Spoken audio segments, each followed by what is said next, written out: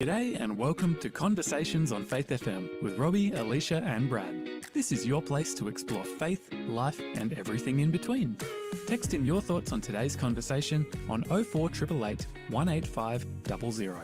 Now get ready to join the conversation right across Australia, right here on Faith FM. Good afternoon Australia, how you going? Welcome to Conversations once again. My name's Brad and I'm excited to welcome back Robbie. Conversations. I am back. Woo.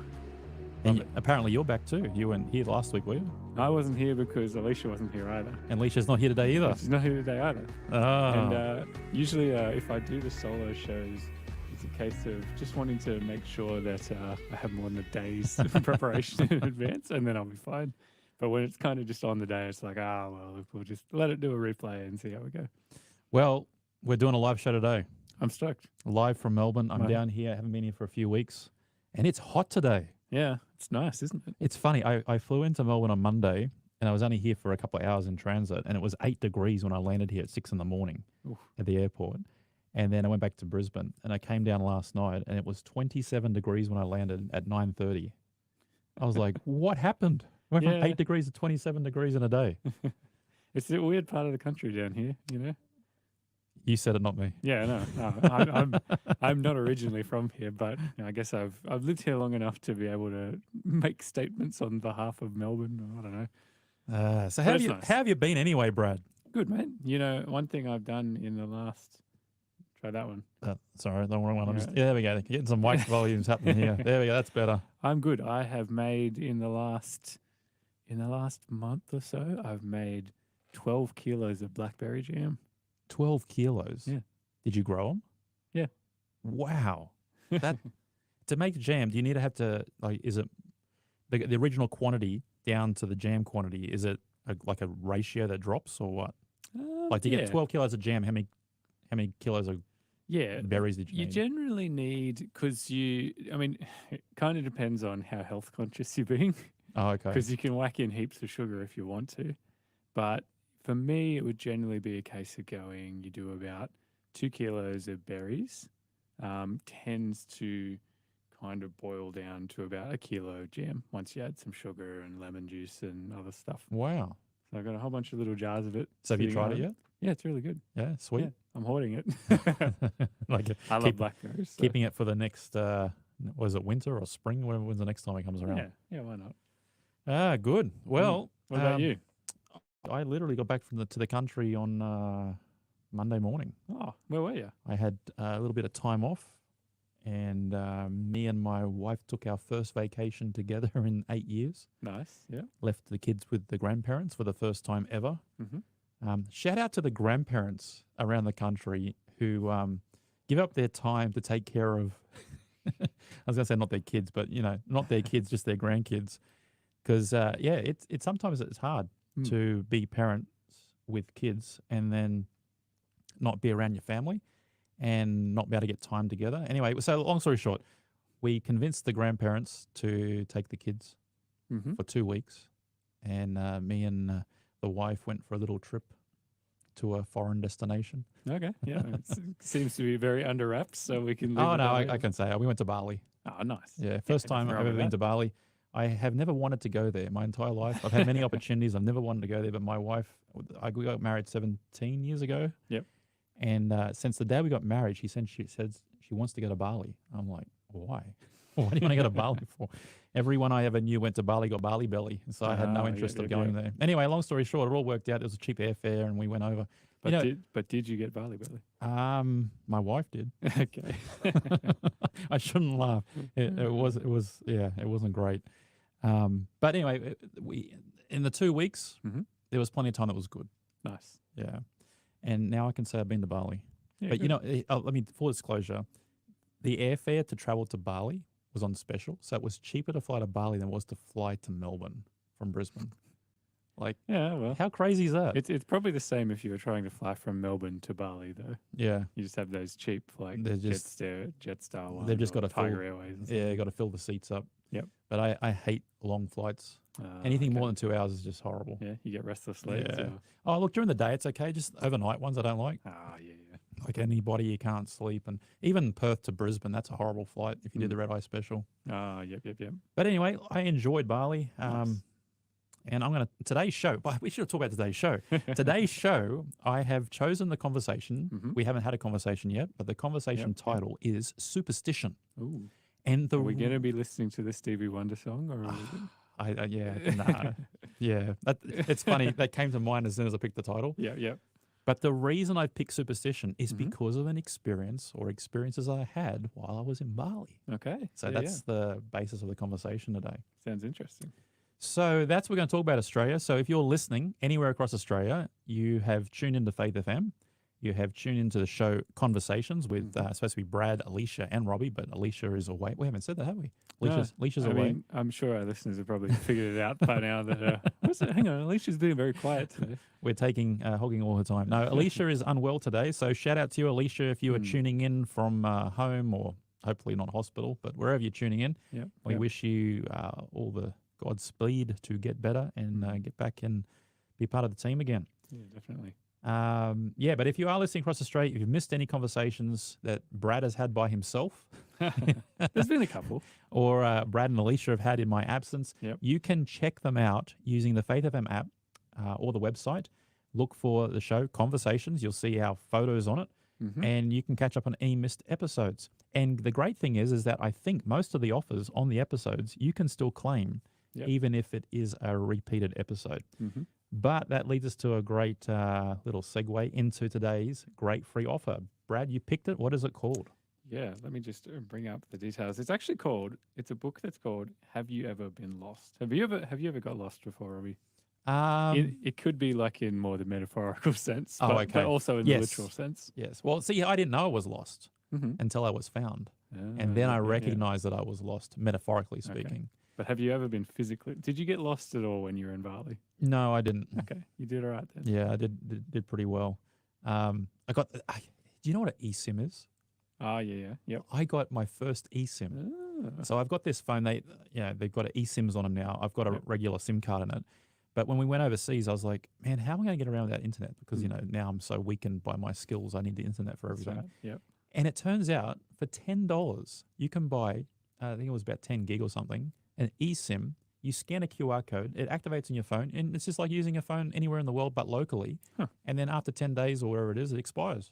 So you didn't have to like change the actual SIM card in your phone or anything? Not a thing. So does it like register to that SIM card, or it's you go to the website, they give you this QR code on the web page, you scan it with your phone, and it comes up and says, would you like to activate this eSIM? Go yes, click the button, and next thing you have a new phone number next to your current number.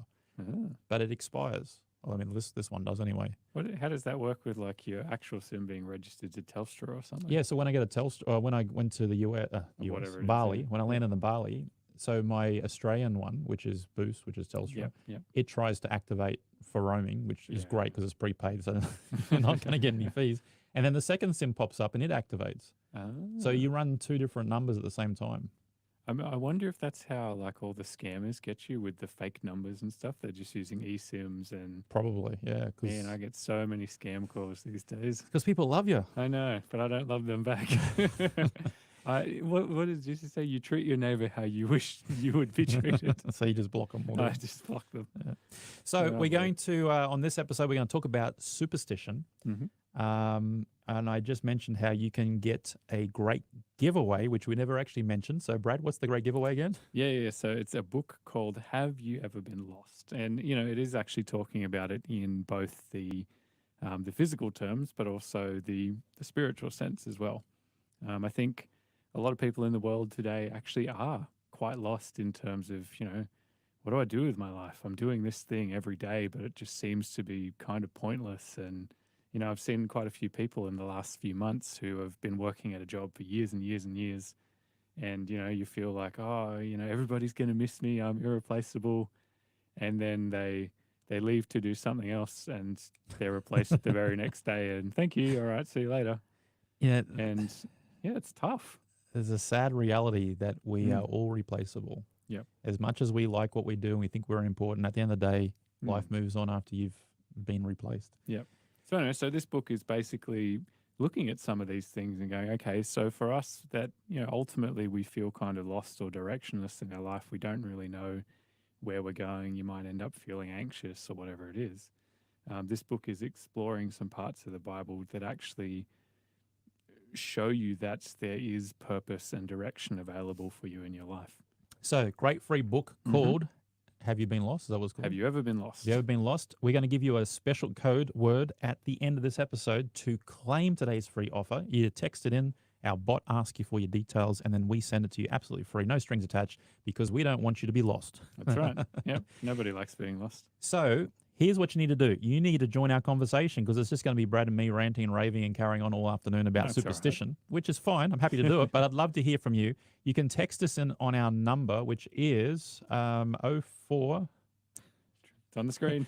Oh, yeah, there it is. 04 185 00. I'm going to get a nice big poster for you, Robert, and put it on the wall. Put it on the back of the wall of the studio here. 04 Well, my problem is I have so many different shows that I'm on. They have different numbers, and I never... Anyway, so save this number on your phone, 04 185 00, and we would love for you to text us on today's conversation to get the show started. This is what I want you to do. Pick up your phone or go onto Facebook or YouTube, where we're currently live streaming as well, and type in the chat message or text us. Have you ever been superstitious about something? Like, what's a superstitious practice that you've ever done or been involved? Like, maybe it was, you don't walk under the ladder on, Friday the 13th or something. You don't walk on a ladder, or the black cat, or salt over the shoulder, or whatever it is. Text us in or comment us on social media. What are some superstitions that you maybe you still do it, maybe you've done in the past, or maybe your family's had it? We'd love to have a conversation with you about some of these superstitious practices as we start talking about superstition today. I've always liked black cats. You have? Yeah. It was funny. I was talking to a lady who worked at an animal shelter. This was a couple of weeks back now. And she said that they have to be really careful with black cats at the shelters, because usually nobody wants to adopt them because of the whole superstition thing. Really? Yeah. Apparently black cats are one of the hardest ones to adopt out.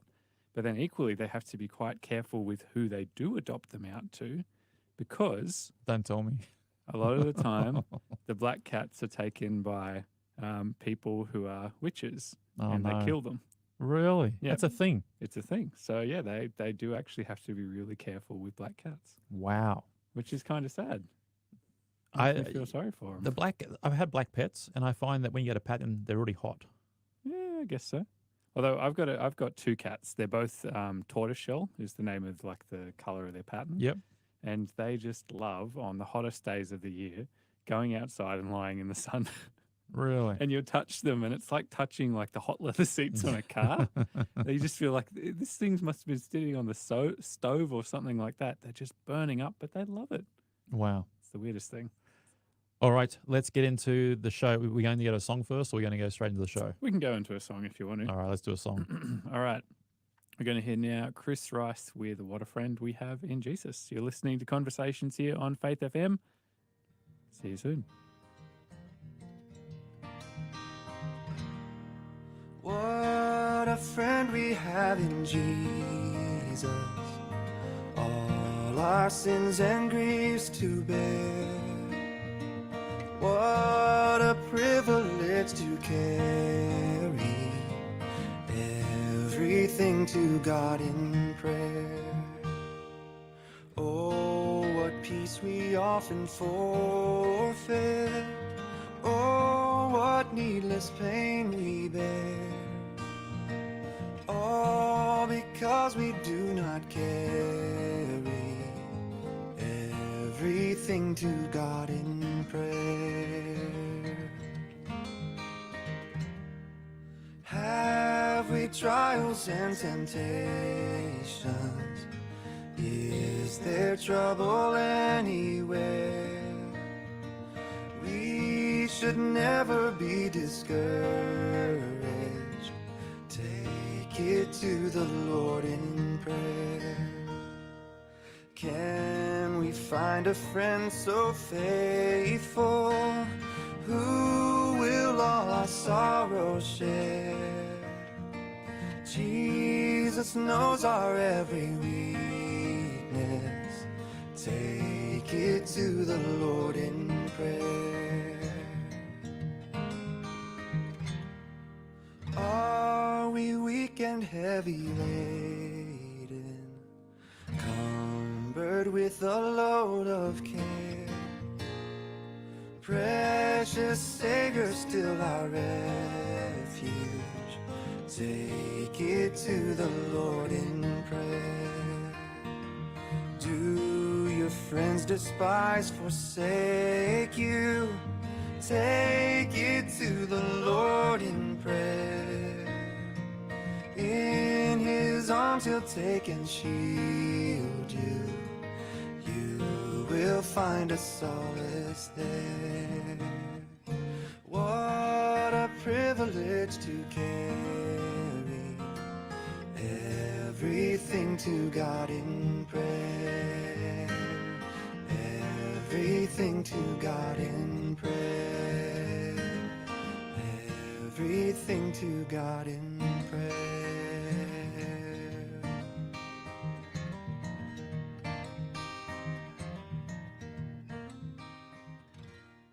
You're listening to Conversations on Faith FM. Text in your thoughts on 04888 185 00. That's 04888 185 00. Welcome back. You just heard there Chris Rice with What a Friend We Have in Jesus from his album Untitled Hymns, a collection of hymns. And if this is the first time you've ever been listening to Conversations before, welcome. It's a show where we talk about the intersection of faith and life and Christianity and what's going on in Australia and in the world and trying to make sense of it all. It's a fun show. That was a nice little bio for the show. I like that. Intersection. Okay, steal that later. Yeah, it's you pick one good word and you're like, yeah, I'll hang on to that. Nice. I feel like did we have the show intro? Yeah, I must have missed it. it was at the start. Anyway, Brad, I'm sitting in the studio now. Yep. I got my arms folded for those who can't see me, and I am waiting to see if you can press a button that gives me the introduction that ChatGPT deserves. Are you waiting Let's for try. this? There it is. It's pretty abrupt. Can't get a better one than that. Like it fades out. No. Very good. Anyway, that was the drum roll that I've been trying to get for over a year. Finally got it. First time in person you've done it. You get a cymbal clash, like if it's good enough. Yeah, see, you got to work up to the. That's what it was missing. It was missing that thing. Anyway, this is the little segment that I have decided is one of the best parts of the show. Good. And this is This Day in History, according to ChatGPT. And we fact check it sometimes and sometimes we don't. But anyway, today we're just going to go through it. So here's what, according to ChatGPT, happened on the 6th of March. By the way, this is a live show. If you listen to this later, it's a repeat, obviously. But it's Wednesday, the 6th of March today. Yep. And on this day in 1836, it was the fall of the Almano.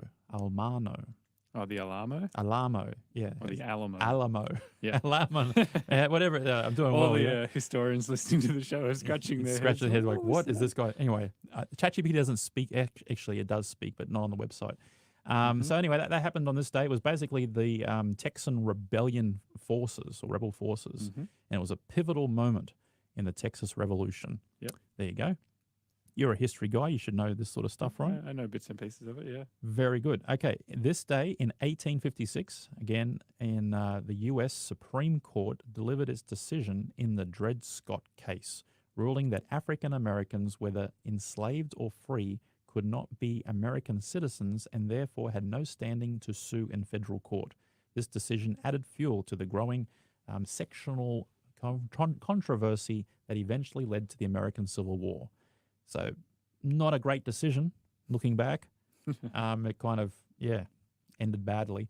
But significant date in that aspect of American society. I think the rationale behind Dred Scott, because I've read something about that before, was basically saying that it wasn't a federal issue, was basically the case.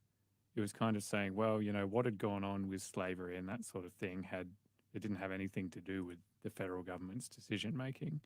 So to then hold the federal government in the United States accountable for decisions it hadn't made okay. would be. So it's a little bit more complex than going, oh, they were all racists. Yeah. And Yeah. that's typically how we often look back and view history. Right. This was more of an issue of, okay, well, Whose when it comes- responsibilities? when Yeah. it came to the states in the United States, is the responsibility on them or is it on the federal government? And those sorts of conversations and They happen things all the still time. go on today in the Yeah. US. They need to keep happening too. Yep. That's how they have the checks and balances. Absolutely. Sometimes I think our country should do a little bit more in that sort of. Anyway, Yep. off topic. Let's look at some Australian events that happened on March 6th. In 1863, South Australia is proclaimed a British province. Ooh, okay. That's a pretty big deal. Yeah. Not that Shout long out ago. to the South Australians. You became a British Yeah. province on this day in 1836, according to ChatGPT, that is.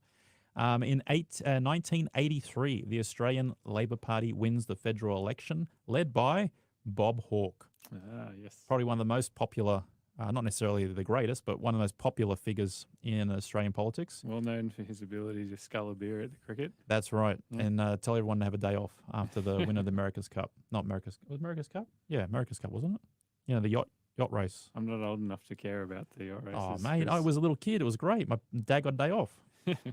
And what else? And in 2007, on this day, the Commonwealth of Australia agrees to the emergency response in the Northern Territory. And it was basically an intervention because of widespread child abuse and neglect in Northern Territory Aboriginal communities. Mm. And so the Commonwealth government agrees to step in. So I guess that was a good thing. Hopefully No. things have improved. Yeah. Well, that, my friend, was this day in history, according to ChatGPT, the most Okay. requested, the most liked, the most shared segment of the conversation show. Well, what I'm wondering now is, have you asked ChatGPT what some really common superstitions are? I have. Oh, okay. Yeah, yeah. Um, Let me see if I can guess a couple. okay. Because, we said the one about the thing with black cats before. I remember when I was a kid at school, there was one of the ones about you shouldn't step on the cracks in the sidewalk. Really? I don't know Yeah. that one. Or like it's either the cracks or like the joins where, the concrete slabs. Yeah, are yeah, poured. yeah. There's ones like that. Obviously, there's ones like you don't walk under a ladder or something. But it's funny that one's viewed as a superstition thing. It's just like, I wouldn't walk under a ladder because someone will drop a tin of paint on my head or something. It's not good I've practice. seen enough Looney Tunes cartoons to know what's going to happen there. And then, what are the other ones? There's ones like don't smash a mirror, because everybody intends to smash a mirror all the Yeah, time. it's what we always and you're doing pretty well. You're doing Okay. pretty well. So here's ChatGPT. It What- says did I get the number one? number. What's the Okay, number what do you one? think the number one is? Well, I reckon it's probably the cats. You think so? It's either cats. Cats. Yeah, lock it ladders, in. Mirrors. Do you want to phone a friend? Do you want someone to text you in? What do you think the number one, according to ChatGPT, superstitious practice or belief is? Yeah, I need someone to text in and help me out. So text in 0488 185 00. What do you think the number one superstitious belief is, according to ChatGPT? All right, Maybe don't share what the number one is, and we'll see. we'll come back to it. We'll come back Oh, to but it. there's a process of deduction. Anyway, here we go. Whatever. All right, so here it is. I'll go skipping number one. Yep. Number two is black cats crossing Okay. your path. Crossing your path. That's number two. Number three, breaking a mirror. breaking a mirror. Yeah, okay. Number four, knocking on wood. Knocking on wood. Mm-hmm. Like as in, knock on wood to Yeah. prevent something from bad happening. Oh, okay. Yep. Right. Not just like touching a tree or something. No. Like, say, I'm going to go to Bali next week. Knock Yeah. on wood. Yeah. okay. Superstitious behavior to make sure you're protecting the. Anyway, Yeah. moving on. There you go. Number five, crossing your fingers for good luck. Ah, I guess. Yeah. Fair enough. Number six, opening an umbrella indoors. That's a superstition. That's a superstition. Wait. So what's the so what's the bad thing? That's opening it starts raining. Opening an umbrella inside is said to bring bad luck. This superstition may stem from ancient Egypt, where umbrellas were used to protect against the sun, Mhm. and opening one indoors was considered an insult to the sun god. Oh, I don't know if that's the entire truth, but that was what ChatGPT said. that's kind of cool that they had umbrellas in ancient I was Egypt. thinking they had Yeah. umbrellas in ancient Egypt. Fair enough. Okay, number seven is Friday the 13th. Ah, yeah. There's a fear. Wow. I don't know how to say this word. It's like 20 letters long. Anyway, some sort of phobia. It's a fear of Friday the 13th. Okay. It originates from the Last Supper, where Ah. 13 individuals were present before the crucifixion of Jesus, which occurred on a Friday. I've I never heard that ever heard that. Anyway, I don't know if that's true or not. Number 8, spilling salt. If you spill What? salt, guess what you got to do? You know this, right? No. If you spill salt at the at a restaurant or something, you're supposed to take it, and I think it's over your right shoulder. What does it say? Oh, left shoulder. Let's see. I did it the wrong way. You're supposed to throw the pinch of salt over the left shoulder, and this act is supposed to blind the devil while he's watching you. If I spill salt, I eat it. So I don't know if that's lucky or not, but Okay, here's another, number 9 superstitious Mhm. action is finding a 4-leaf clover. They're considered lucky because they are so rare, and each leaf is said to represent faith, hope, love, and luck. so interesting that one's more of like a positive one in positive. a sense. Oh, if you find it, it's good, as opposed to the other ones where it's like if this happens, it's bad. Yes. Or you're trying to prevent something. But see, bad. I've met people who take the 4-leaf, they find it, and they're like, oh, quick, make your wish sort of thing, like something's going to happen. Like it's that, Yeah, if you don't do it, yeah. Anyway, I had a mate in school and he found a 4-leaf clover on the oval and he asked the teacher to laminate it for him and he cut it out into a card and kept it in his wallet. so he always had his luck with it. Yeah, I guess so. And here's number 10, horseshoes. Oh, yeah. Hanging a horseshoe above your door with its ends pointing upwards is thought to bring good luck and keep evil spirits away. This superstition is believed to originated from the story of Saint Dunstan, who nailed a horseshoe to the devil's hoof. Nailed a horseshoe to the devil's hoof. Oh, yeah, that's what he did. Okay, fair enough. I had a horseshoe when I was a kid and I found it in like a paddock somewhere. And I thought, oh, yeah, that's kind of cool. And so I took it home and I used to have like a picture on the wall or something and got rid of it and I put the horseshoe on it, but it was hanging with the bits down. Yeah. And then I had a friend come visit one time and they were like, no, you can't have the horseshoe hanging with the bits down because all your luck will drain out. I was like, considering I found this old rusty horseshoe in a paddock, I think its luck is already well and truly gone. All right, so what do you think number 1 was? Oh, man, I'm struggling. Is it? The number 1 superstitious practice according to ChatGPT. Let me see if anyone's texted in to help me out. See if my phone a friend was worth anything. Well, none of them are right text. There's text, but okay, no one's yeah. got the right one. So here's what it is. Number 1 is walking under a ladder. So it's walking under or a- avoiding walking under a ladder. So okay. it's considered to be bad luck to walk under an open ladder. This belief originated from, and I don't know how true this is, but this is what it says, originating from a ladder forming a triangle with the wall and ground symbolizing the holy trinity of Christianity. Passing through it could break the trinity and attract misfortune. Never heard that before in my life until this I have second. never heard So that I don't know either. how legit that is. But there is a superstition about walking under a ladder. I guess actually, you know what I reckon the most common one would probably be? It would be something like when you sneeze. Yes, Everyone says, bless oh, you. bless you. Yeah. And it's because like it was the old belief that when you sneezed, your soul spirit came out. soul or or spirit something, left you, yeah. and you had to be blessed before the devil would steal your your soul from your sneeze. That's exactly Something it. like that. So, Brad, Mm-hmm. let me ask you this question about superstition. Have you ever seen, I mean, other than those examples we had, which Yeah, are kind of sure. like Western common things, have you ever seen something happen in real life that was superstitious? Like someone practicing some sort of superstitious behavior or action? Yeah. I remember years ago when I went to some hotel, I think it was in Sydney, we were staying somewhere as a family. And, it was a 20-something story hotel. And what was it? Now, hotels, like often you might actually see them and they don't have a 13th Yes, floor. they skip the floor. 12 and 12A or something like Yeah. that. This hotel had a 13th floor. So, obviously not the same. And, we're staying there for a couple of nights. And I remember like going up into the lift and I'm in there with this lady and she goes up and goes to, we were on the 13th floor, and I went to, so she pushes the button to go to the 12th floor. I was like, all right, yep. So we're in the lift going up and I'm on the 13th floor. Gets to the 12th floor, she gets out. Okay, I don't think anything of it. I And can see where this is going. Yeah, I know, right? The lift goes up to the 13th floor. I get out, and a few seconds later, I see her pop out of Huffing and puffing? pop out of the stairwell next to me, like on the 13th floor, and walk down to her room. So she wouldn't take the lift up, but she climbed the stairs. Yeah. So I don't know what the goes with that, but there's something about the 13th floor is a spooky thing or whatever it might be, and that really surprised me. Yeah, I could see that happen. We lived in Taiwan for a number of years, and in Taiwan they don't build 13th floors. Yep. It's one of those, like Korea and a lot of Asian countries.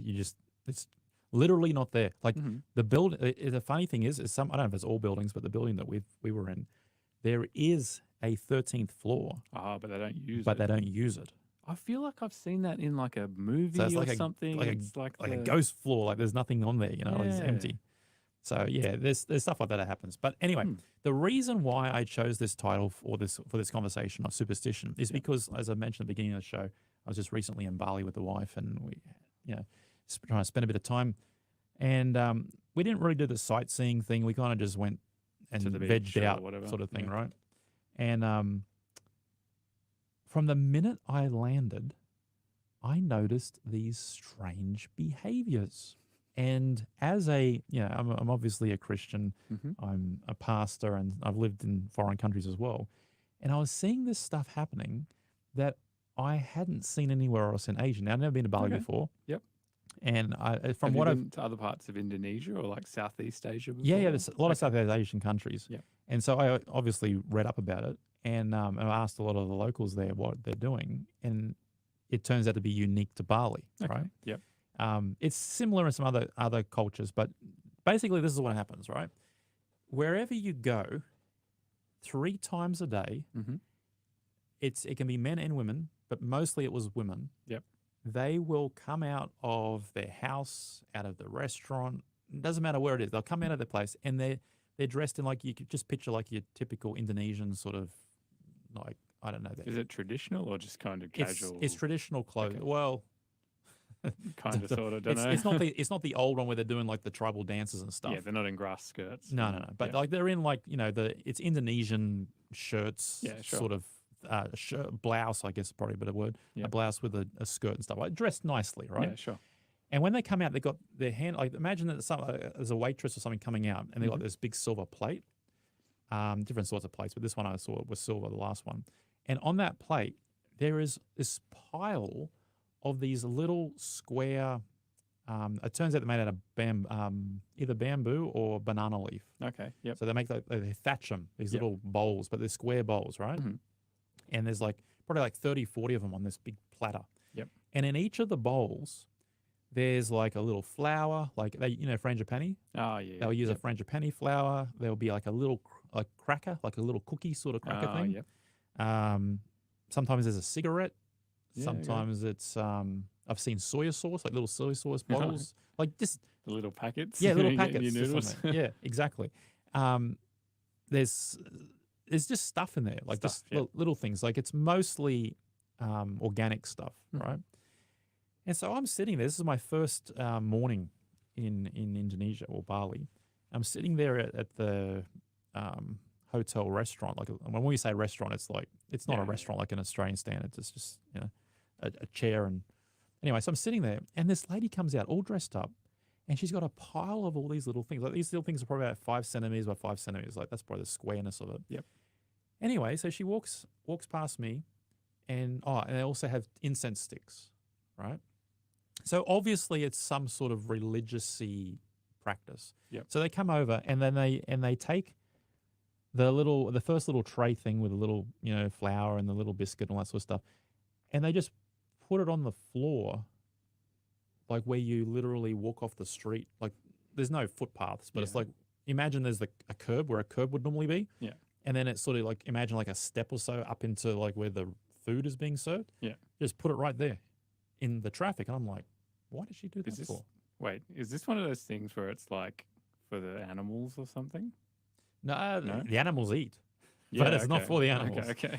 So she does one there. So I'm watching, like, why did she do that? Yeah. Anyway, she's got a whole tray of these things, right? So then she walks over down the street a little bit. Yeah. Puts another one down on the edge of the footpath. Okay. Is it for the ancestors? It's for, well, okay. Let me explain it, and I'll tell you. Yeah, sure. So then So basically, she's walking around all the perimeter, Yep. dropping these little things around everywhere. And every time she drops it down, she gets the incense and she like waves it all around. And then she's got a little thing of water and she puts her fingers in the water and then she flicks water onto the thing. So it's like imagine like if you're in a Catholic church, you see like a sprinkling of the holy water, so called. That's what they're doing, right? And so anyway, she goes around all the things. Then she moves inside the building and there's a shrine, like a shrine thing, right? Yeah. And the shrine's got a big metal cage on it, opens it up, puts it in there, and then same flicking thing. Anyway, so I'm like, wow, it's not uncommon. Like the Buddhists do these sorts of things, the Hindus, all different religions. And anyway, so I was like, wow, okay, fair enough. Anyway, next time I was there, it was about lunchtime. Same thing happened again. Do it again, yeah. And then in the evening, same thing happened. Here's the point. Feels like it'll be a lot of stuff. It's a lot of stuff. We were there for 2 weeks. And over the course of 2 weeks, every single place you go does the same thing. And like if you just go for a walk down the street, every single house you walk past will have a pile of these things. Every kind, there's an intersection in the street, and there's like some sort of altar or idol, like idol carving or something. There's like a pile. And then here's the funny thing. In the evening, there's a guy, I guess he's like a council worker, if there's such a thing. Yeah. He walks around with a big garbage bag and he picks them up. Yeah, that's what I was going to say. What happens to him? Just go in the bin? But here's the thing. One part that we were in Bali, up in the mountains, is all monkeys. It's called monkey forest. And the little biscuits, the monkeys eat them. The little soy sauce or whatever it is that opens up, the monkey eats it. Anyway, so I was fascinated by this every single day. Like the dedication to make, everyone makes them by hand. They put them out every day. They do the sprinkling, the routine, everything, right? So I had to ask. So every time I got a chance, I asked the lady. Sometimes it was men, but it was mostly ladies. Yep. I'd say, hey, what's the go with this? Anyway, here's the story. The story is, and there's two elements to it depending on the people that I talk to. But here's basically the story. The majority of the people told me that the reason that they do it in Bali is they put down these little square bowl type things with a little cracker and the water and all that stuff and the flour, is to scare away the monsters. That's exactly the translation that they all gave me. They said it's to keep the monsters away. I said, what happens if you don't do it? They said, and the funny thing is I was talking to this taxi driver.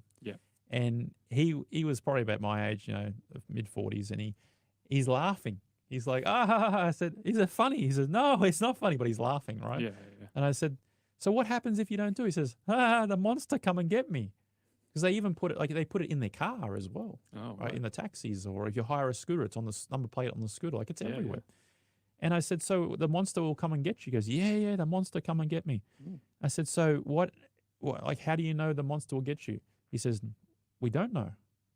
I said, well, what if you stop doing it? He says, well, no one's ever stopped. We always do it so the monster doesn't come.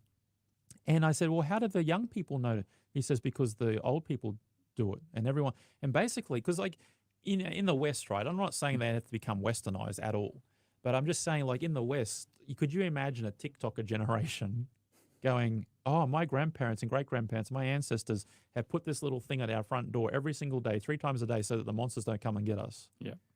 The TikTokers in the Western is just going to go, I don't believe that. I'm not going to do it. Makes you wonder, like, if we need to find like an Indonesian TikTok channel and see if they what they still think do about it. Yeah. So anyway, this was the thing. He was saying, listen, we believe that if we don't do this, we will be harassed by the monsters. And the other people's translation of the word monster was ghosts. And others would say it as ancestors. Our ancestors will not be happy with us, and they will basically bring bad luck to our business, to our enterprise, to our health, you name it. So there is an entire island. Now, I don't know if it translates into the rest of Indonesia. Sure. But from what I've read online since leaving Indonesia, since leaving Bali, is that it seems to be unique to Bali. It's kind of like this hybrid Hindu thing, because most of them are Hindus and that sort of stuff, right? But they've developed it over, a long time. And everyone does it, and they all believe that if they stopped doing it, they would end up having bad luck, being harassed by the monsters. And so it got me thinking, like, as a Westerner, as a foreigner to their country, as a guest, I found it just unbelievable that in this day and age, people can still have that sort of level of superstition. Yeah, sure. And yet, when I was sitting on the plane coming back and I was thinking about it, I was like, yeah, but even the West has superstition. We just have a more, not sanctified way, but we have a, yeah, we just, like for example, Yeah, I have just been at different. restaurants where people have spilt the salt and they throw it over their shoulders. I'm not saying you shouldn't say bless you if someone sneezes, sure. but why do we say that? Well, it's not because hopefully now it's because you wish them well health. Yeah, sure. But it comes out of superstition. Hmm. And so it got me thinking, as a Christian, do we have superstitions? And what does the Bible say about it? Yeah, that's a good question, I reckon. So that's the premise for our conversation. We've got Hmm. about, rest of the show to talk about it. But before we do that, I want to remind you that if you're listening, we have got a fantastic giveaway that Brad has picked. It is a book called Have You Been Lost? Is that Yep. the one? Have you ever been lost? Have you ever been lost? And it's a great book. It's going to help you not to be lost. Mm-hmm. And we're going to give you a code word coming up very soon that you can text into our number. Our number is 04 888 185 00. And if you are thinking, man, Robbie, you're saying that number so fast every time I can't remember it, if you go to our website, which is faithfm.com.au, you can look up the show programs and find the numbers, and you'll find the whole number there. But for you who are writing or typing fast, it's 04 888 185 00. So stick around for that code. We're coming up very soon. We're going to continue our conversation about superstition. In the next section, we're digging into the Bible, what it has to say about it. Mm-hmm. But before we do that, Brad, what do you reckon? Got another song? Yeah, let's go to a song. We're going to hear now Dan Kosh with I Know That My Redeemer Lives. You're listening to Conversations here on Faith FM. I know that my Redeemer lives and ever prays for me. A token of his love he gives, a pledge of liberty. Jesus, I hang on every word, I steadfastly believe. You will return and claim me, Lord, and to yourself receive. And we will lift you up, hallelujah. Holy is our God. We will worship you and honor your name. Worthy is the Lamb, hallelujah. You reign in majesty. Glory to our God, forever the same. Joyful in hope, my spirit soars to meet you from above. Your goodness thankfully adores, and sure I taste your love. And we will lift you up, hallelujah. Holy is our God. We will worship you and honor your name. Worthy is the Lamb, hallelujah. You reign in majesty. Glory to our God, forever the same. Your love I soon expect to find in all its depth and height, to comprehend the eternal mind and grasp the infinite. And we will lift you up, hallelujah. Holy is our God.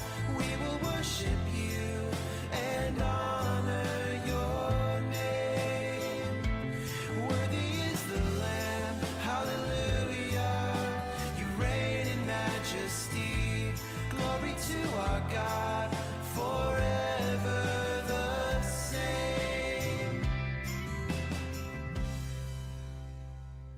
You're listening to Conversations on Faith FM. Text in your thoughts on 04888 185 00. That's 04888 185 00.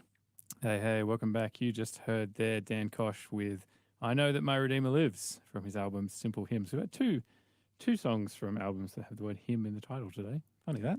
Hey, Brad, what was the number again you just told us in that little intro? 04888 185 00. We want to hear from you today. Text us in any sort of superstitious actions that you've seen or you've heard of or you've done.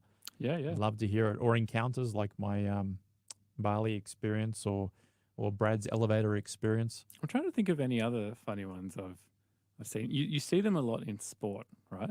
Yes. And even in amateur sport. And it's interesting because there's a bit of a crossover between a superstition and just like a routine, right? Yes. And eventually, because, you know, when I was doing tennis when I was a kid, you know, and you do your lessons every week and they'll say, okay, your coach will say, all right, so make sure you have a bit of a routine before, you know, each serve you do. Because when you have the routine, then you'll do the serve correct every single time because you're getting yourself into the practice of just doing it the same way every single time. Yeah.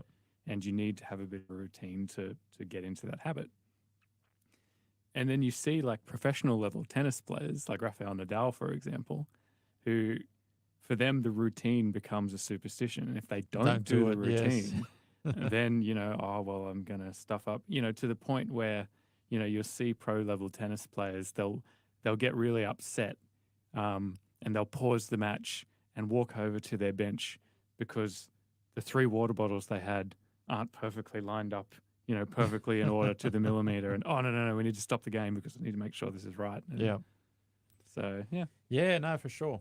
So superstition, we got a couple of Facebook posts here. One's from Dorothy. Dorothy says touching wood. So this is about superstition behavior people have seen. Throwing salt over the shoulder. Yeah, I've seen that one too. And we've got Ronald from New Zealand saying hi. Good to have you tuning in from the land of the long, what was it? The long white cloud. I was going to say lost cloud. But it's, Lost cloud. I don't think they've lost any clouds over there. They've got a few. Yeah. Shout out to New Zealand. I haven't been there for a few years. I like my time in New Zealand. Yeah. Which island are you from, Ronald? North or south? Text us back in or message us on Facebook. Yeah.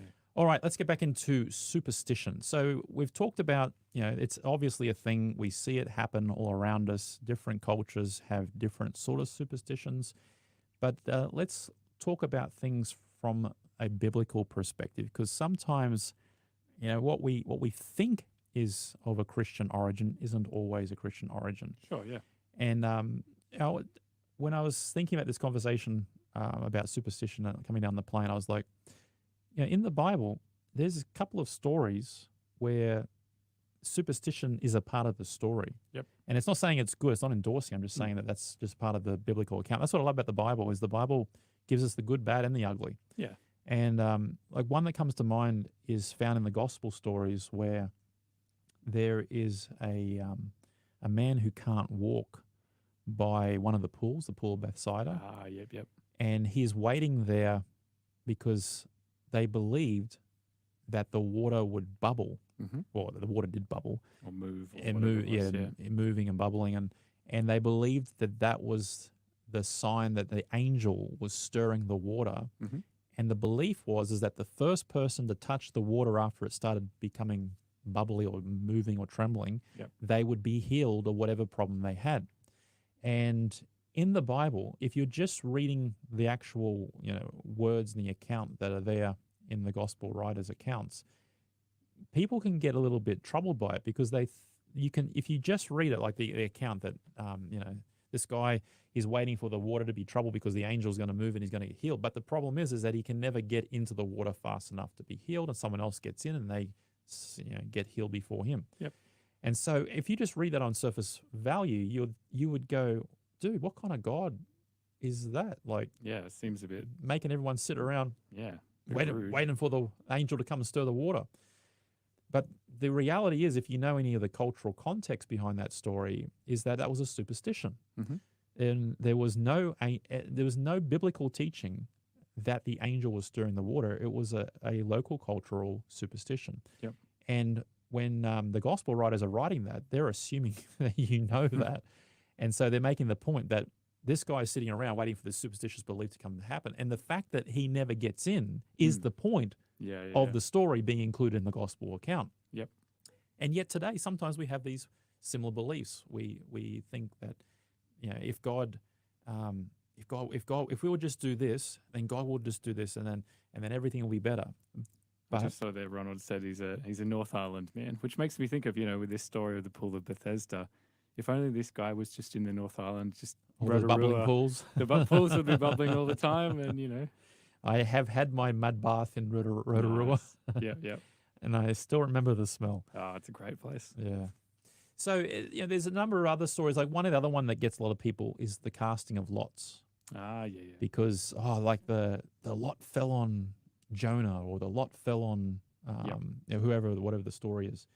And you can get this idea that, like, yes, if we have the lots and we cast the lots, there's a lot of unknown questions in some of that stuff. But again, some of the superstitious stories or encounters. Yep. Another one is like Joseph. I've been listening to Joseph, listening to the Bible, audio Bible of Joseph's story yesterday. By the way, did you set a New Year's resolution reading the Bible this year? Did I? Yeah. No, I don't set New Year's resolutions for the most part. That's right. Oh. You're not a goal setter. No, just kidding. No, my New Year's resolution was to, like, finish the projects that I've started. Oh, very good. So, you know, I'm just going to have a brag session here for a second. Do Let me it. open up. I wrote an app. You wrote an app?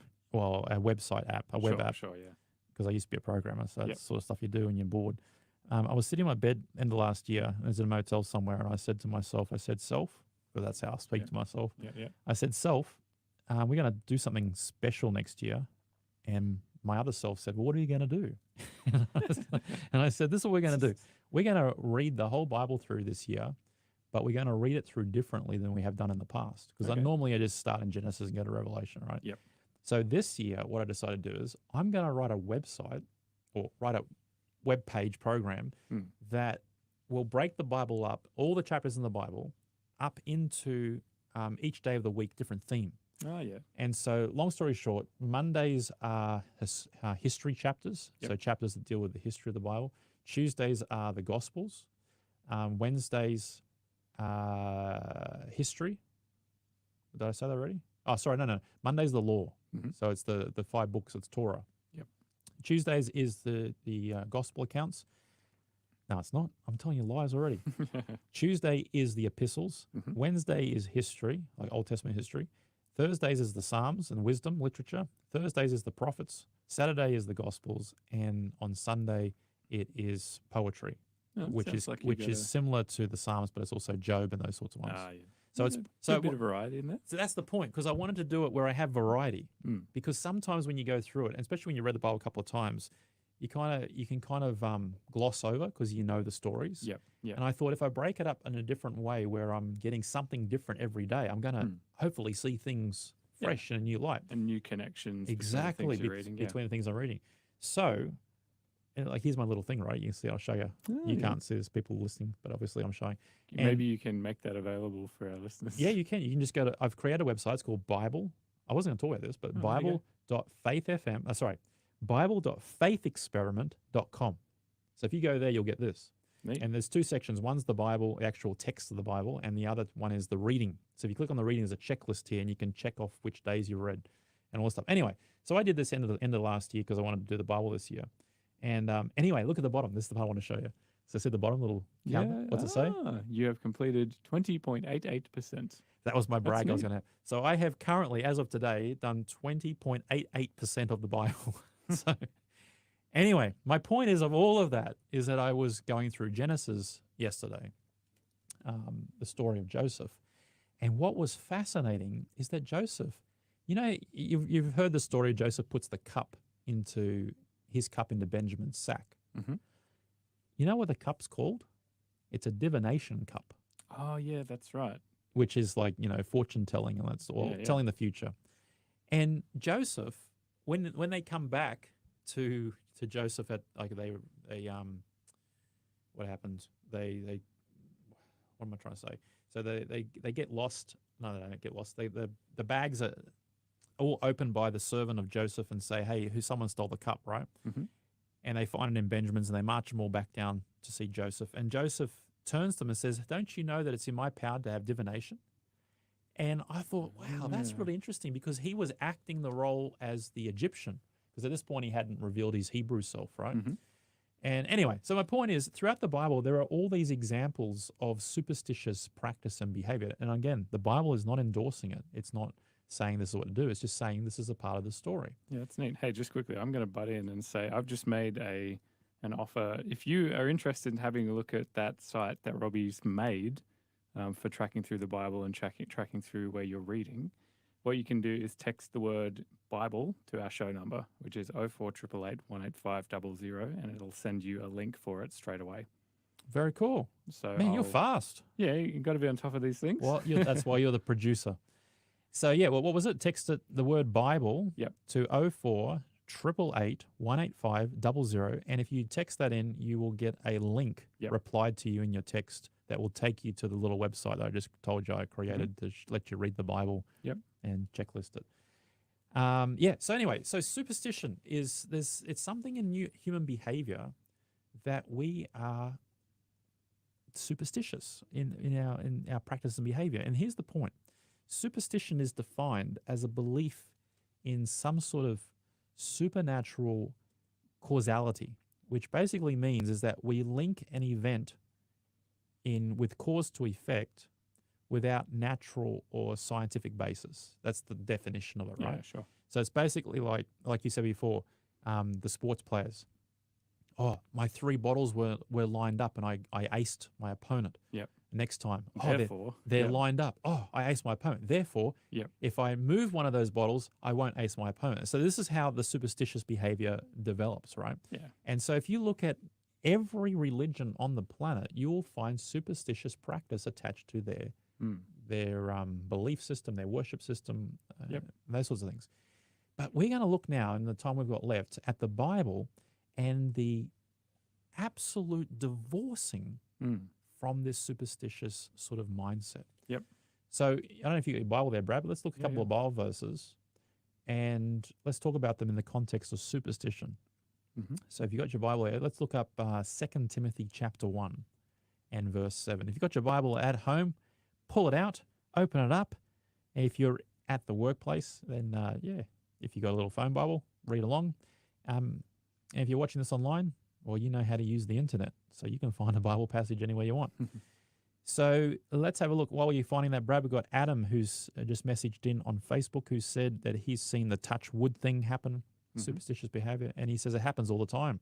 And, I'd say I see that one the most, and the second one is the cross the fingers in conversation. People talking, I'm hoping to go out fishing this weekend.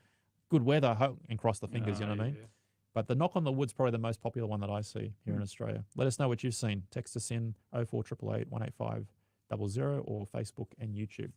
All right, you got that text there, Brad? 2 Timothy chapter 1, verse 7. It says, "For God has not given us a spirit of fear, but of power and of love and of a sound mind." So this is a key text when we think about superstition in general, superstitious behavior. Yep. Because superstition, as we already said, it's based on what you think is a cause to effect. Yep. And you're trying to break the negative happening. It's a fear of something happening. And yet here, this text, Paul tells us that God has not given us a spirit of fear. And so it's emphasizing that faith is higher in the order of things than fear. Yep. Faith is over fear. Because with all those superstitions we kind of touched on before, most of them are centered around fear. Precisely. Fear of failure or fear of being haunted or fear of bad luck or whatever it might be. Exactly right. Yeah, that's the word that the taxi man used in Bali. He said, we're afraid that the monster will come. Yeah.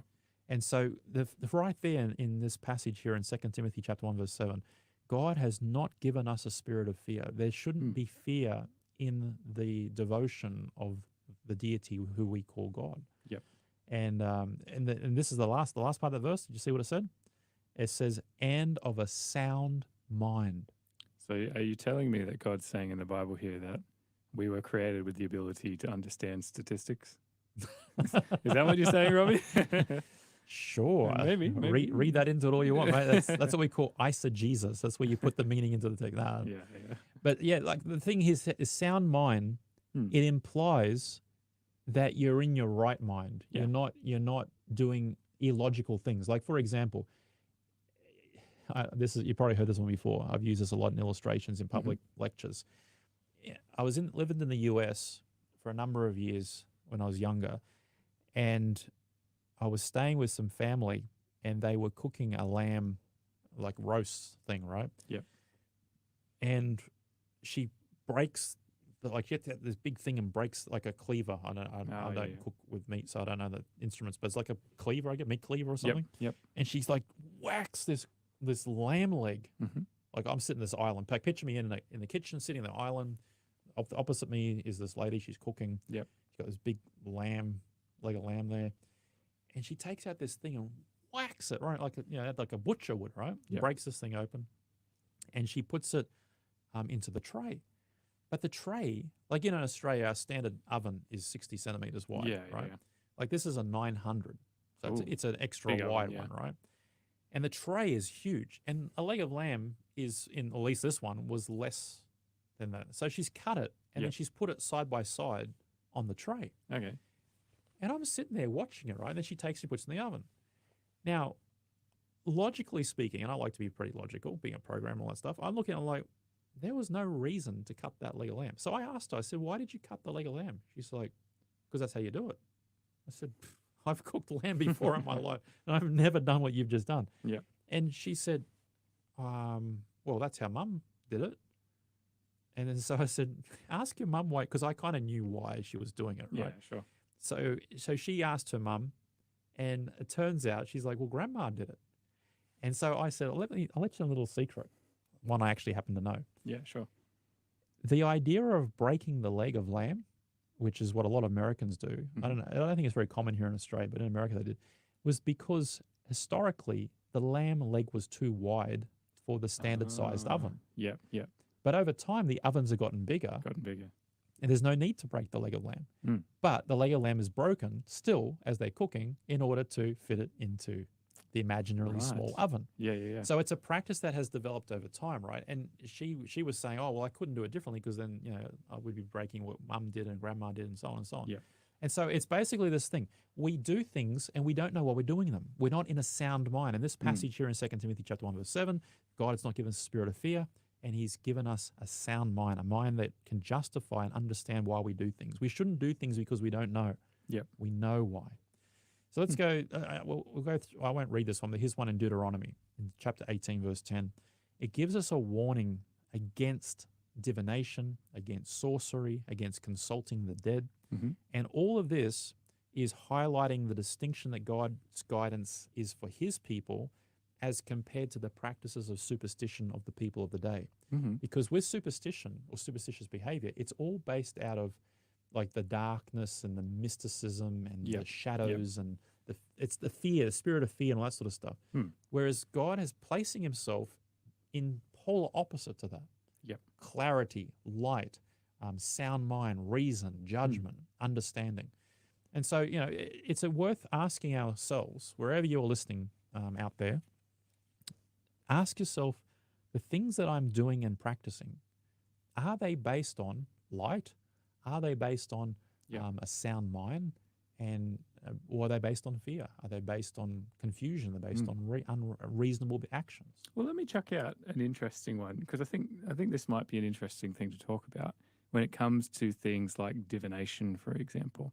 So my great great grandfather, he was able to do what's called water divining. Now, I think it's got a bit of an unfortunate name because my great great grandfather was a Christian, believed in God, had a relationship with God. But gotta be careful with this one. I've had a lot of debates on this one. Yeah, look, it's one of those funny things though. But when he was able to do this, what was referred to as water divining. Yep. And he could this is the Y stick thing, right? Yeah, the water dowsing or other names for it. Yeah. But he could basically go to a certain spot and he could then tell you, okay, if you dig down 12 meters, you'll find water flowing in this direction and at this rate. So this many liters per minute going in southwest or something like that. Yeah. And he could do it very reliably, very accurately. What's the difference between, because, you know, I've talked to different people about this over the years and they say, oh, well, you know, it's something to do with some people have a more sensitive nervous system. Yeah, and like then, resistance you know, that's and all that stuff. electricity. Yeah, yeah. And so what's the difference between that sort of divination and the divining that it's talking about in the Bible here? Are they different things? Well, it's going to depend on who you want to have Sure, an yeah. argument with, Yeah, because for there's sure. going to be two camps to that. I've had very intense debating with people who are on both sides of the camp as Yeah. Christians, right? Yep. Not talking Yep. about the non-Christian out there, but yeah, I'm going to leave that conversation for another day. Sure. But sure, let that's me fine. answer it this way.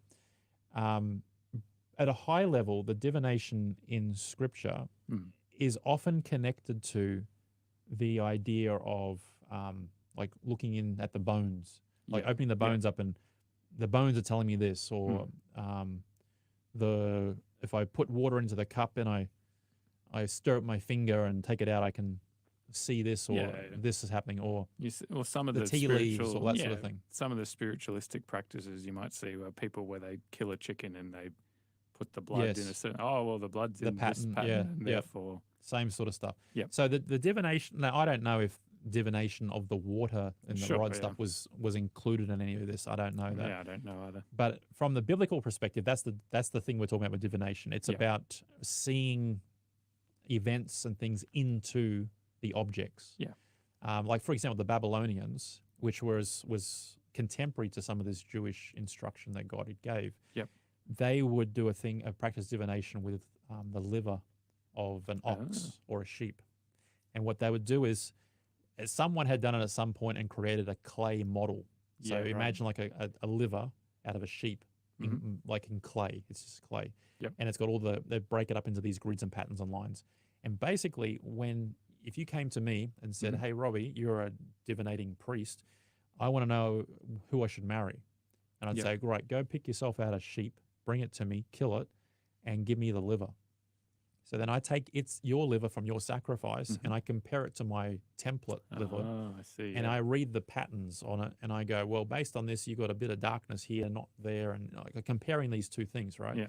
And I'd say, based on this, you're going to marry a French girl who's from Romania or something like that, right? Like So my future is based on whether my sheep had a bit of indigestion or not. precisely, Yeah. Okay. because divination is like the act of reading in future events out of the thing, the object. Yep. So with the water thing, to me, it seems different. Yeah. Because I think so too. because I don't know 100% if it's different or if it's good or if it's bad, or you should Yeah, say, sure. wait, I don't know. But I have heard the people who are very pro it, even as Christians, that it's connected to the resistance of magnetism and Yeah. whatever the something case to do may with your nervous system. Yeah, Yeah. because Okay. I've met people too that have got remarkable accuracy with this. Hmm. And I met people that don't as well. So I don't know. Yeah, It's yeah. everything in between. But so Okay. when we talk about divination in the context of the instruction to stay clear away from it, Yep. it's about trying to read your personal story Yeah. out of the bones or the liver or the tea leaves or the blood of the chicken, whatever the case Yep. is. A lot of the time it can be involved with telling the future or saying, well, now you must do this or Yeah. whatever it is. And like the funny thing is like you see examples in the Old Testament of some of supposedly God's people going off and having like they're paying money normally to find out what's going to happen when we go to battle, who will win, should Yeah. I go, should I not go, and the results are often very mixed. Yep. And I think the key takeaway from, like when we're talking about superstition, the key takeaway is that in the Bible, God is always calling us away from the mysterious. Yep. And That's he's true. calling us into the known, and he's calling us into the clear and into the light. Whereas a lot of these practices are all, under cloak and Yeah. daggers and the death of this. You're not allowed to know the secrets. Yeah. Kind of thing. Yeah. So that's sort of the Deuteronomy warning. If we went to Isaiah 41 verse 10, he says, fear not. So again, that fear. Yeah. It's yeah. all about removing the mysticism and the fear away from it. Fear not, for I am with you. Be not dismayed, for I am your God. I will strengthen you. I will help you. I will uphold you with the right hand of my righteousness. And so this is encouraging us to have reliance on God and being in his presence Yep. instead of turning to superstition and, oh, well, if I don't do this, this might happen. Yeah, yeah. Because at the core, as I've been thinking about this in light of this trip, it really comes down to, as a Christian, it comes down to where do I place myself in my relationship with God? Mm. Which means, am I trying to do something to ensure my own safety and protection? Yeah. Are you trying to appease God? Exactly. And he'll punish you if you don't? Exactly. Or am I in a relationship with a God that all that fear and appeasement is all unnecessary? Yep, I get that. And I see that's basically the dividing line between the two practices. So let's have a look at one more. And I don't know if you got another song for us or not. Let's look at this and then we'll go to a song. So let's look at Galatians chapter 5 and verse 1. Galatians chapter 5 and verse 1. Mm-hmm. And when you get there, you can read it for us. Yep, it says, "Stand fast, therefore, in the liberty by which Christ has made us free, and do not be entangled again with the yoke of bondage." So what are the similar elements that we've been seeing in the scripture? We're seeing it is freedom, that Christ has set us free. Mm-hmm. So see, with superstition, I like these people. I talk to these people. I've made some good friends, but I feel like they're trapped. And they're bound to this. I mean, to tell you what, their devotion to their belief is commendable. Like these people, like the people in Bali I was talking about. Yep.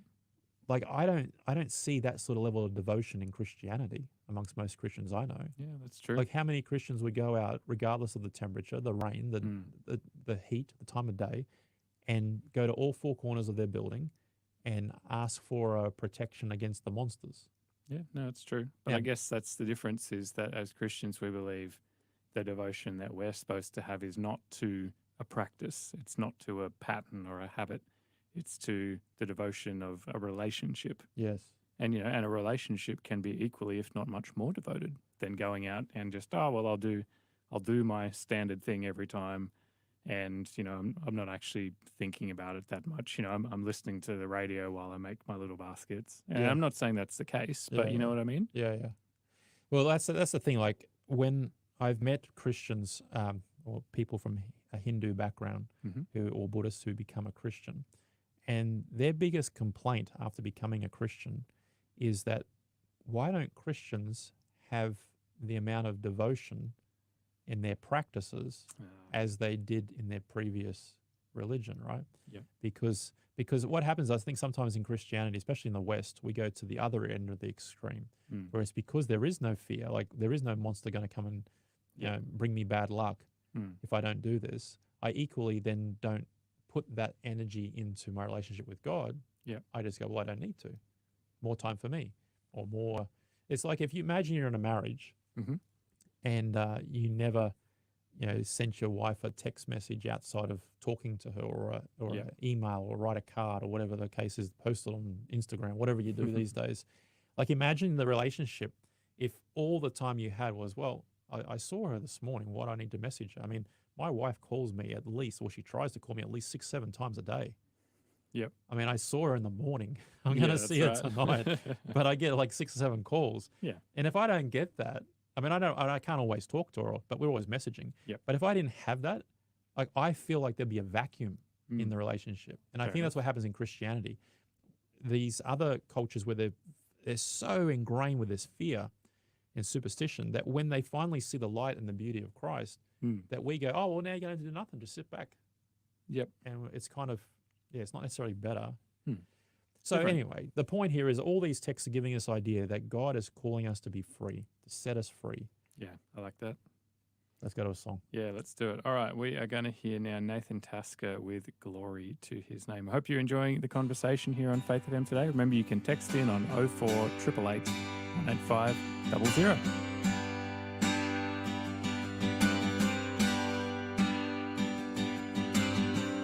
Down at the cross where my Savior died, where for cleansing from sin I cried, there to my heart was the blood applied,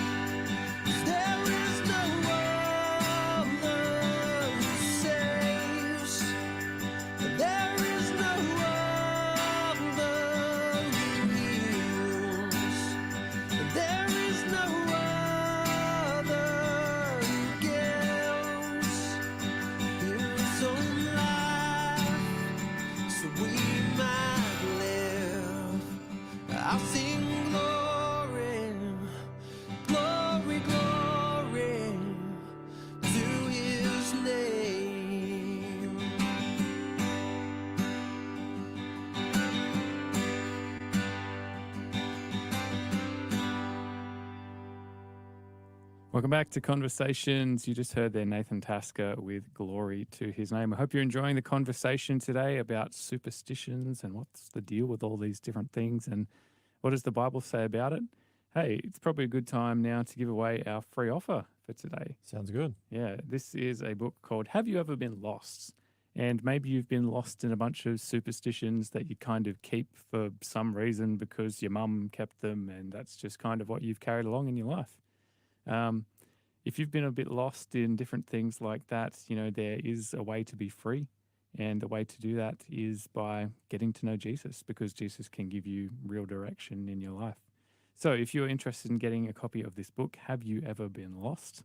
You can pull out your phone and text today's code word, which is C0306. That is C for conversations, 0306. And you text that to our show number 04888 185 00. So one more time, C0306, and text it to the number 04888 185 00. And another little reminder, if you were interested in having a look at the Bible reading site that Robbie made for himself to go through the Bible based on themes, you can also get a link for that by texting the word Bible to the same number, 04888 185 00. So the two code words, C0306, and the other one is Bible. So you can text both of those to our show number and you get some cool stuff. We're giving away extras today, Robbie. I tell you, we should start charging for this stuff. Huh? Oh, yeah. Superstition. Mm-hmm. It's a horrible thing to be ensnared and trapped into a belief system where if you don't do something, then somehow you'll upset the gods, the ghosts, the ancestors, whatever the case may be. Yep. And we've been looking at the Bible and the passages here that give us a sense that God is wanting to awaken us and to enlighten our understanding so that we're not pulled around by every strange superstitious practice and belief. We looked at 2 Timothy chapter 1, verse 7, where it says God has not given us a spirit of fear, but he's given us power, love, and a sound mind. Yep. We've been given a warning against divinations and sorcery and consulting the dead, because all of that, well, biblically speaking, doesn't exist. You can't do any of those things. But those that practice those things are opening themselves up to be led into a state of fear and behaviors that turn out to be superstition. Yep. We looked at Isaiah chapter 41, verse 10, which tells us to, again, not fear, because he wants to hold us. God wants to hold us in his right hand, again, taking us away from the fear of superstitious beliefs. We looked at Galatians chapter 5, verse 1, where it says that God has not given us spirit of fear, but he's given us freedom, and he's set us free, standing us firm, and don't let ourselves be yoked to slavery, a burden of slavery. So again, encouraging us that Christ and Christianity gives us freedom from being enslaved to the fear and superstition. But it's important to remember, like we were saying just before the break, that we don't have to go the opposite extreme now as followers of Jesus, who have this enlightened understanding that there is no boogeyman in the desert or in the darkness, or ancestors from the past who are trying to look for opportunities to keep me from being happy and these sorts of things. Yep. Because we have that knowledge that doesn't exist, doesn't mean now that we should just sit back and go, oh, well, nothing to be worried about. Yeah. And not that we should be worried about anything, but the point is that we should be investing now in the relationship with the God behind the truth and the enlightenment. Yeah, for sure. I was just reminded, when I was in Taiwan, we had this annual celebration called Ghost Month. Oh, okay, yep. And in Ghost Month, the first one was the craziest because I didn't know what was happening. But for an entire month, the whole city is full of smoke. There's like 9 million people or something in Taipei. Like incense smoke or just... No, burning. Burning, okay. but mostly paper. Oh, right. And so what happens is, if you go to like the equivalent of like Costco or Woolies or Coles, or these places, everyone for that month, leading up to that month and during that month, they're selling paper versions of anything. So there's fake money, like paper money. There's paper houses. There's paper cars. There's paper clothes, paper everything. And the idea is that you buy all that paper stuff and you go back, and at the front of your house, at the front of your business, you have like a, you know, like the 40-gallon drum type things. Yeah, like that. Yep. And you put all these paper things in there, and then you burn it. and somehow by burning it, it Mhm. transcends into the spiritual world. Yep. And so if you burn money, that money that you burn in the physical world turns into spiritual money in the spiritual world. And so your ancestors will get that spiritual money to go and buy spiritual things and all that sort of stuff. And the Interesting. house, the paper house that you burn becomes a real house in the real world, in the spiritual world and all this stuff. Mm. And so if you don't do it, then your ancestors, who are the ghosts, Yep. they will come and haunt you. It's a good thing it's only paper and not gold, not gold or something, you know. Yeah. But well, the thing is, in the old days, from what I was told, they had to burn the real thing, but somehow the Ah. theology changed to, let's just make paper stuff and it will work the same Yep, way. yep. So you can just tell that it's not solid. Fair enough. But anyway, the big picture here is that God wants us to be free. And so I want to share in the few minutes we've got left this passage Mhm. from the story, from a story in the book of Acts. So the Apostle Paul, one day, this is in Acts chapter 17, verse 22. Paul is walking around in Athens, and it's one of his first times there. He's trying to convince people to know who Jesus is. He's the Messiah, he's the Creator, he is God. Yep. And so as he's walking through Athens, this is what he says to them. He says, "Men of Athens, I perceive that in all things you are very superstitious. Mhm. For as I was passing through and considering the objects of your worship, I found an altar with an inscription, to the unknown God." And Paul goes on and describes how that these people who had 1,000 different temples, Yep. they even had a temple for the God they didn't know in case Just in case. they Yeah. might offend him. So, the takeaway I think from today's conversation is no matter where we are in our faith journey, let's go to the source of truth, of light, because by doing so, he will remove the spirit of fear, the spirit of superstition. Yep. And Jesus, I love what he says. He says, "I'm the way, I'm the truth, Mm. and I am the life." And that's my hope and my desire for every one of you listening right across Australia and also New Zealand. Can't forget New Zealand now. Absolutely. To go to the light, who is Jesus, and be free from this. Brad, what was the code word for today's giveaway? Yeah, sure. So today's code word for today's giveaway is C0306. So C for conversations, 03 for March, and zero 3 for March, and 06 for the 6th of March. So say that again. C0306. And you can text that to our show number, which is 0488 185 00, and get yourself an awesome free book that'll help you with your direction and purpose in life. Awesome. Beautiful. Well, it's been a pleasure having a conversation with you, Brad, and chatting with Australia. Yeah, always is. And make sure you stick around if you are listening live on Wednesday, the 6th of March, because coming up next is Looking Up with Danny and Charissa, and that's going to be a good show. Love those guys. Absolutely. Well, make sure you tune in again same time next week for another great conversation. If there's something you'd be interested in hearing a conversation about or joining in a conversation with, make sure you let us know on 0488 185 00, and maybe we can talk about something that's important to you or something you've got a question about. Until then, we hope you enjoy the rest of your day, and we'll see you again same time next week. See ya.